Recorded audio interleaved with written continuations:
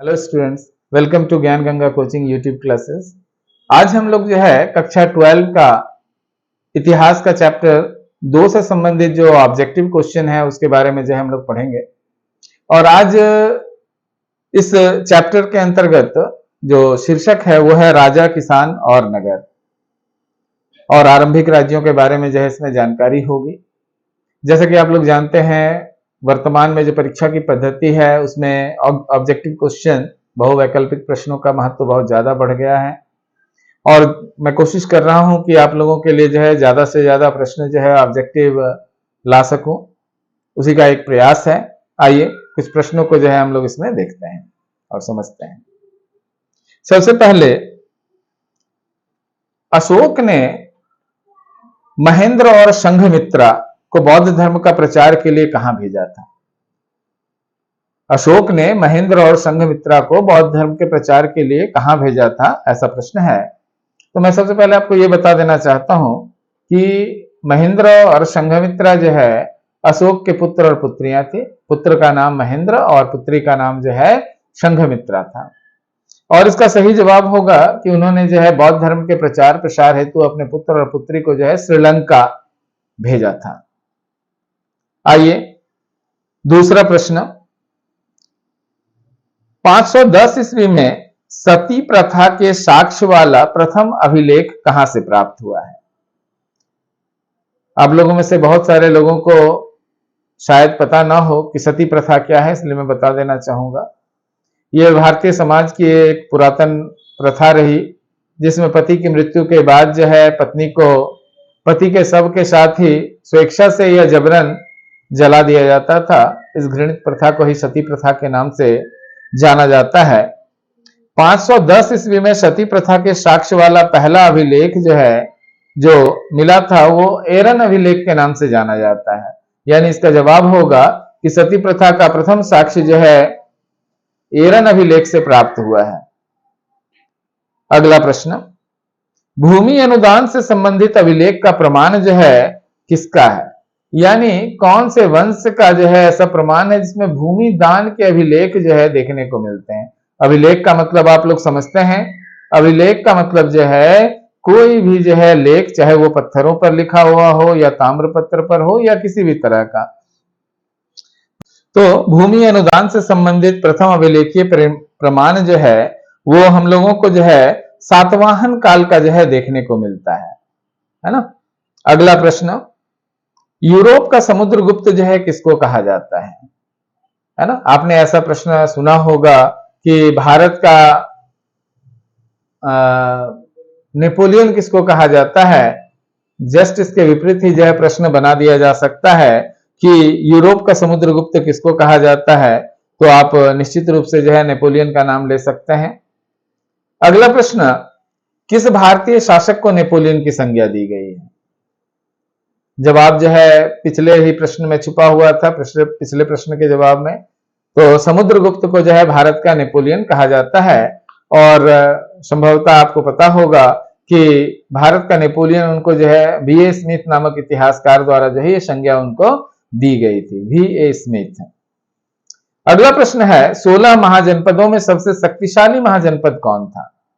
आपको ये पता होना चाहिए, पहले जनपद और महाजनपद, इसकी व्याख्या जो है यदि आप लोगों ने जो है पुस्तक पढ़ी होगी तो आपको पता होगा। जनपद उस स्थान को कहते हैं जहां पर लोग जाते थे, अपना पांव रखते थे, बस जाते थे, वो जनपद कहलाता था। ऐसे ही छोटे छोटे जनपद जब आपस में मिलकर जो है बड़ा रूप धारण कर लेते थे तो उसको जो है महाजनपद कहा जाता था, है ना। उस समय जो है महाजनपदों की संख्या 16 बताई गई थी।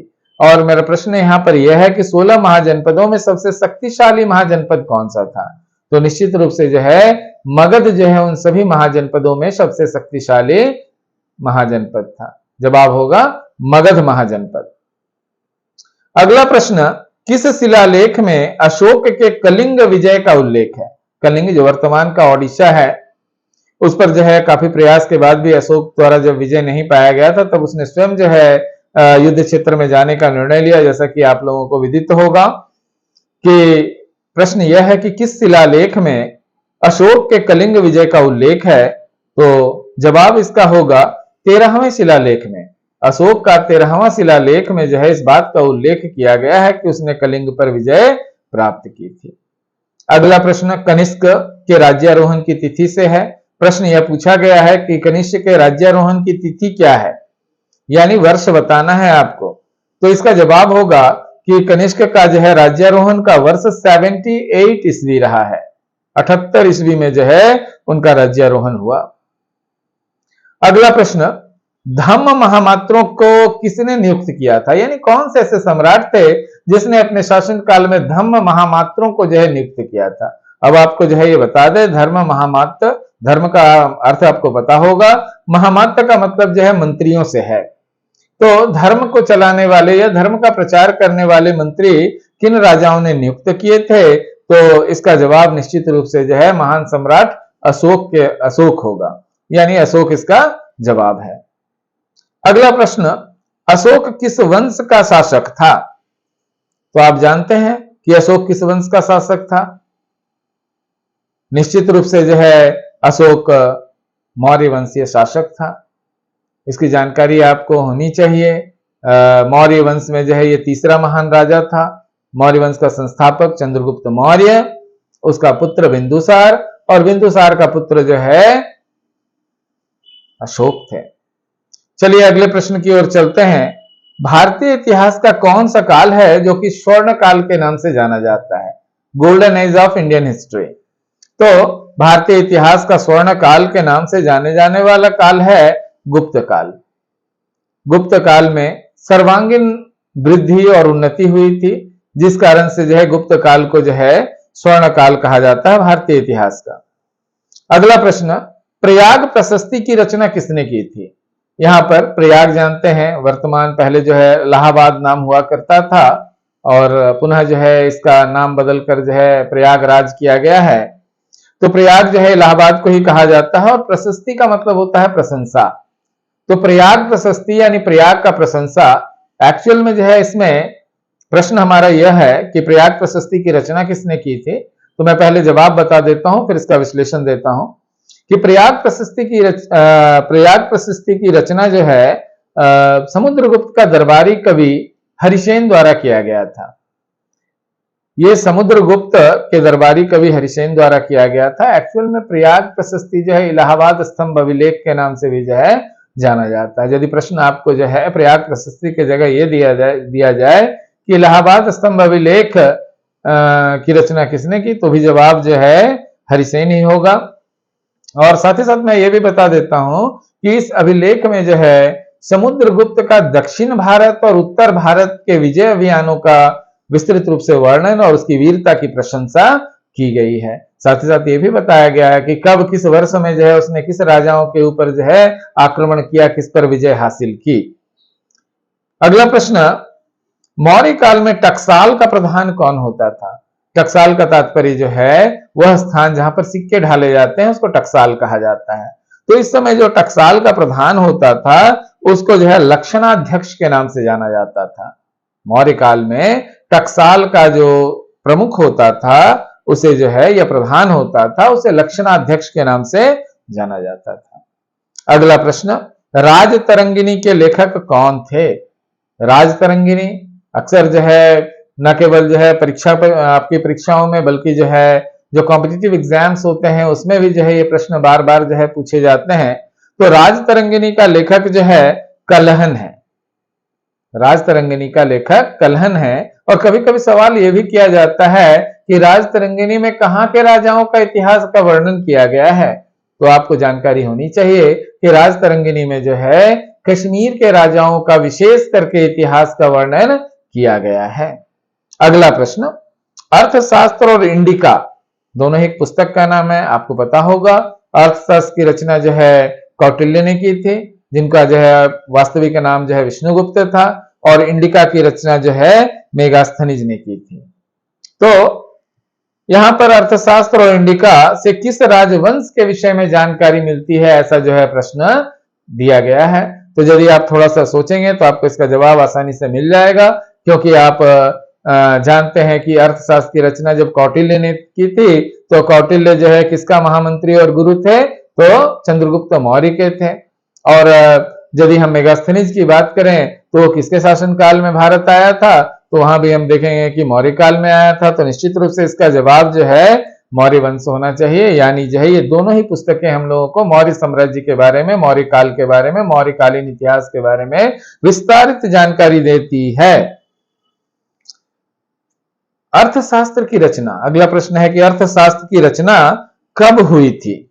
तो इसका जवाब है कि 4वीं शताब्दी ईसा पूर्व में जो है अर्थशास्त्र की रचना की, और रचनाकार का नाम मैंने जैसा कि पहले ही बताया कौटिल्य या विष्णुगुप्त। अगला प्रश्न, पतंजलि के महाभाष्य से हमें क्या जानकारी मिलती है? पतंजलि के महाभाष्य, यानी पतंजलि ने जो है महाभाष्य नामक ग्रंथ लिखा था। यहां पर यह भी प्रश्न हो जाता है, कभी कभी प्रश्न आपसे ऐसा पूछा जा सकता है कि महाभाष्य की रचना किसने की थी? तो आपका जवाब पतंजलि होना चाहिए। और मगर यहाँ पर सवाल है कि पतंजलि के महाभाष्य से हमें क्या जानकारी मिलती है? तो इसका जवाब होगा प्राक मौर्य काल की जो है जानकारी, यानी प्राचीन यानी शुरुआती दिनों की जानकारी मिलती है, जब मौर्य साम्राज्य जो है अपने अस्तित्व में आने की कोशिश कर रहा था, उन दिनों की जानकारी हम लोगों को इससे मिलती है। अगला प्रश्न, बिंबिसार का संबंध किस वंश से था? यहां पर जो है नाम के संदर्भ में बच्चे अक्सर जो है गलती करते हैं। बिंबिसार और बिंदुसार दो अलग अलग व्यक्ति हैं, है ना। बिंबिसार का संबंध जो है हर्यक वंश से है, जबकि बिंदुसार आप जानते हैं चंद्रगुप्त मौर्य के पुत्र थे, यानी मौर्य वंश से संबंधित थे। यहां मैंने जवाब भी आपको दे ही दिया कि बिंबिसार का संबंध किस वंश से था, तो इसका जवाब होगा कि हर्यक वंश से उनका संबंध था। अगला प्रश्न, वज्जी जानते हैं 16 महाजनपदों में कुछ गणराज्य भी हुआ करते थे, और उन गणराज्यों में जो है वज्जी जो है एक महत्वपूर्ण गणराज्य हुआ करता था। वज्जी, वैशाली, ये सब गणराज्य में थे। तो यहां पर आपका प्रश्न है कि वज्जी को सामाजिक ग्रंथों में क्या कहा गया है? तो जवाब होगा इसको गणसंघ कहा गया। गणसंघ माने जनसंघ, यानी लोगों का संघ, है ना। यानी आप लोकतंत्र समझ सकते हैं। ऐसे भी आपको पता होगा दुनिया में लोकतंत्र का शुरुआत जो है अपने ही देश में, अपने मगध क्षेत्र में, वैशाली के क्षेत्र में हुआ था। अगला प्रश्न, जनपद शब्द का क्या अर्थ है? तो जनपद जहां लोग ऐसा ऑप्शन में बता रहा हूं कि जहां लोग मवेशी रखते हैं, जहां लोग अपना घर बनाते हैं, या फिर जो है ए और बी दोनों। तो निश्चित रूप से दोनों ही जगह होगा, क्योंकि जो जहां पर लोग निवास करते हैं, जनपद माने सिर्फ पैर थोड़े रखेंगे वहां पर, बल्कि अपना मकान बनाएंगे तो वहां उनके पशु मवेशी सब कुछ रहेंगे। तो जनपद का शाब्दिक अर्थ में यहां जवाब हम लोग ए और बी दे सकते हैं। अगला प्रश्न है, पंच चिन्ह वाले सिक्के बने होते थे कौन से धातु के? पंच चिन्ह, जिनको पंचमार्क का सिक्का भी कहते हैं, ये किस चीज का बना होता था? तो ये 2 तरह के धातुओं के बने होते थे। इसका जवाब मैं दे देता हूं कि इसके 2 तरह के धातु होते थे। कुछ सिक्के जो है चांदी के और कुछ तांबे के बने होते थे। यानी पंचमार्क सिक्के या पंच चिन्ह सिक्का भी दिया रहेगा तो कंफ्यूज नहीं होना है, ये जो है चांदी और तांबा नामक धातु का बना हुआ होता था। सामान्यतः ये जो है चांदी नहीं बल्कि जो है तांबा से ही बनाया जाता था। अगला प्रश्न, अशोक द्वारा प्रचारित बौद्ध धर्म किस जगह पर प्रचलित नहीं हुआ? मैं आपको ऑप्शन दे रहा हूं, सीरिया में या ब्रिटेन में या श्रीलंका में या जापान में। तो आप देख सकते हैं कि जो है अशोक द्वारा प्रचारित बौद्ध धर्म जो है सीरिया में भी फैला, श्रीलंका में तो खुद उनका पुत्र और पुत्री गए थे, जापान में भी जो है आज भी बहुत सारे लोग जो है बौद्ध धर्म को अपनाए हुए हैं। तो निश्चित रूप से यहां जवाब जो है ब्रिटेन होगा। अगला प्रश्न, पाटलिपुत्र नगर की स्थापना की गई थी, यानी किसके द्वारा की गई थी? तो पाटलिपुत्र जानते हैं मगध की राजधानी थी, और शुरुआत में तो मगध की राजधानी जो है राजगाह या राजगीर हुआ करती थी। कालांतर में जो है इसको बदल करके जो है पाटलिपुत्र ले जाया गया। पहले पाटलिपुत्र का नाम पाटलिग्राम हुआ करता था। राजा उदयन ने जो है इस नगर की स्थापना की थी। यानी सवाल यदि आपका ये रहेगा कि पाटलिपुत्र नगर की स्थापना किसके द्वारा की गई, तो आप कहेंगे कि उदयन द्वारा। प्रसिद्ध ग्रंथ, अगला प्रश्न है, प्रसिद्ध ग्रंथ इंडिका की रचना किसने की थी? जवाब मेगास्थनीज ने की थी। पहले भी प्रश्नों में चर्चा हो चुकी है। अगला प्रश्न, प्राचीन भारत में धम्म की शुरुआत किस शासक ने की थी? धम्म है ना, पाली भाषा का शब्द है जिसका शाब्दिक अर्थ जो है धर्म होता है। तो धम्म की शुरुआत किसने की थी? आप निश्चित रूप से ये जानते होंगे, अशोक द्वारा चलाया गया था। आप लोगों ने पढ़ा होगा अशोक धम्म के बारे में, अशोक द्वारा चलाया गया धर्म, तो अशोक इसका जवाब होगा। महावीर, जिनका संबंध जो है जैन धर्म से था, उन्होंने पार्श्वनाथ के सिद्धांतों में नया सिद्धांत क्या जोड़ा? यहां दो तीर्थंकरों का नाम आया है, एक महावीर और दूसरा पार्श्वनाथ। तो यहां थोड़ा सा मैं चर्चा कर लेना चाहूंगा आपसे कि जैन धर्म का जो संस्थापक कौन थे। यदि ऐसा प्रश्न आता है तो आपका जवाब होना चाहिए ऋषभदेव, है ना। जैन धर्म का संस्थापक कौन है? तो ऋषभदेव।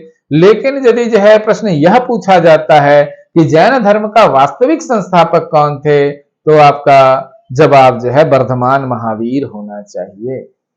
वर्धमान महावीर जो है कितनावें तीर्थंकर थे, यह भी पूछा जा सकता है, तो आप कहेंगे 24वें एवं अंतिम तीर्थंकर थे। तीर्थंकर का मतलब जो है यहाँ पर जो है शिक्षक से है, टीचर से है ना।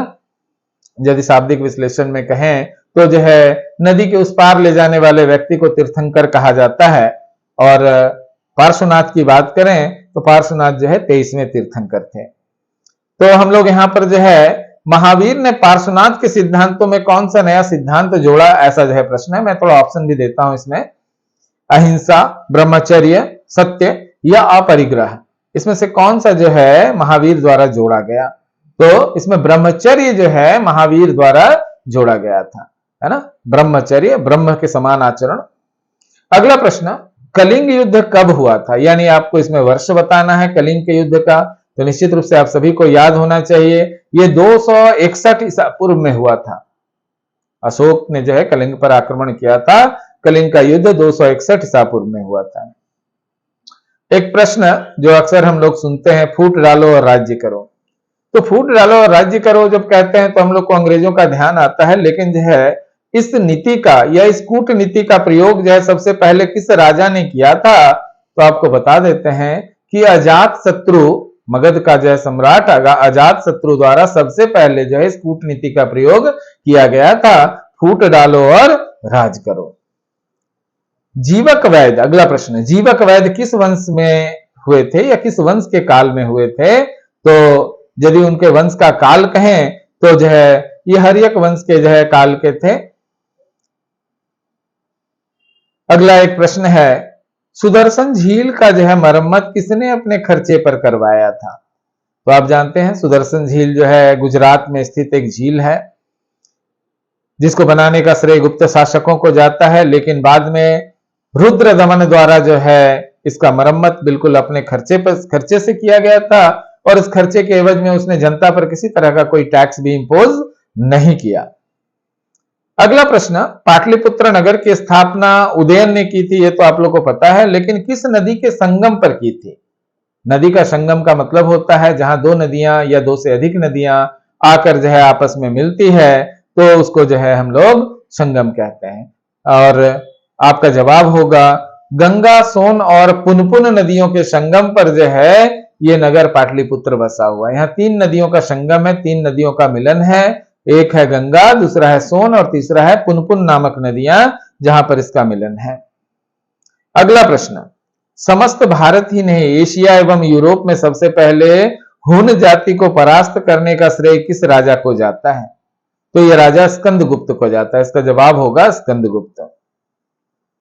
तो इस तरह से जो है हम लोगों ने जो है कुछ प्रश्न इस चैप्टर से संबंधित देखे, और मैं और भी जो है कुछ और प्रश्न अन्य स्रोतों के माध्यम से जो है लाकर आपके सामने प्रस्तुत करने का प्रयास करूंगा, ताकि आप सभी परीक्षार्थी है ना इसका लाभ उठा सकें। यदि ये जानकारी आपको अच्छी लगी हो तो निश्चित रूप से लाइक और सब्सक्राइब करेंगे।